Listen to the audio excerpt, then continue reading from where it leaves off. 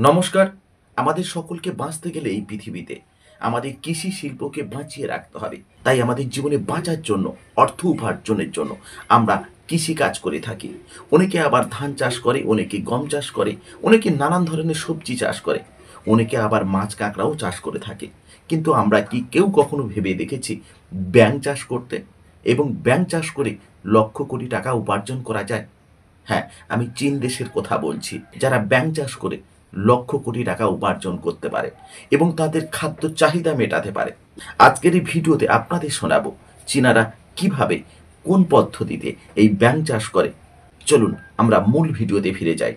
নিজের ব্যবসার বিক্রি বাড়াতে এবং নিজের ব্যবসাকে পরিচিতি দিতে নিজের ব্যবসার একটি প্রমোশনাল ভিডিও থাকা খুবই জরুরি।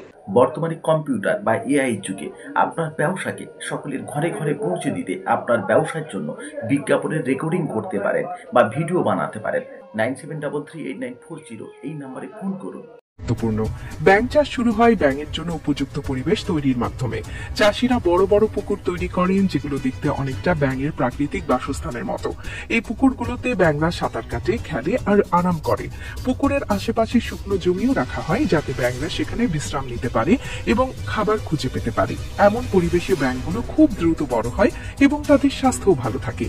ব্যাঙের খাবারও খুব যত্ন নিয়ে দেয়া হয়। তাদের প্রাকৃতিক খাদ্য যেমন পোকামাকড়ের পাশাপাশি পুষ্টি সমৃদ্ধ কৃত্রিম খাদ্যও দেয়া হয়। এই খাবারে প্রোটিন, ভিটামিন আর অন্যান্য প্রয়োজনীয় পুষ্টি উপাদান থাকে, যা ব্যাঙের বৃদ্ধি এবং স্বাস্থ্য নিশ্চিত করে। এইভাবে ব্যাঙগুলো সুস্থ থাকে এবং দ্রুত বিকাশ লাভ করে। ব্যাঙ যখন বাজারে বিক্রির জন্য প্রস্তুত হয়, তখন শুরু হয় তাদের সংগ্রহের প্রক্রিয়া। সাধারণত জাল দিয়ে বা হাতে ধরে ব্যাঙগুলো সংগ্রহ করা হয়। এরপর এগুলো স্থানীয় বাজার বা রেস্তোরাঁয় সরবরাহ করা হয়।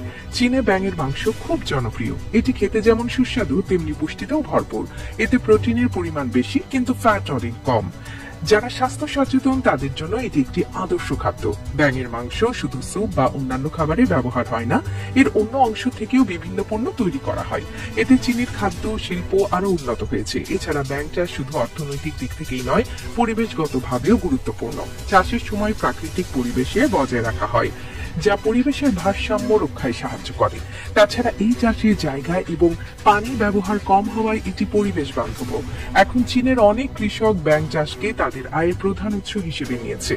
ছোট খামার থেকে শুরু করে বড় বড় বাণিজ্যিক খামার পর্যন্ত এই চাষের ব্যাপ্তি ঘটেছে। একদিকে এটি স্থানীয় অর্থনীতিকে সমৃদ্ধ করছে, অন্যদিকে বিশ্ববাজারেও বড় ভূমিকা রাখছে। চীনের এই উদ্যোগ অন্য দেশগুলোকেও অনুপ্রাণিত করছে।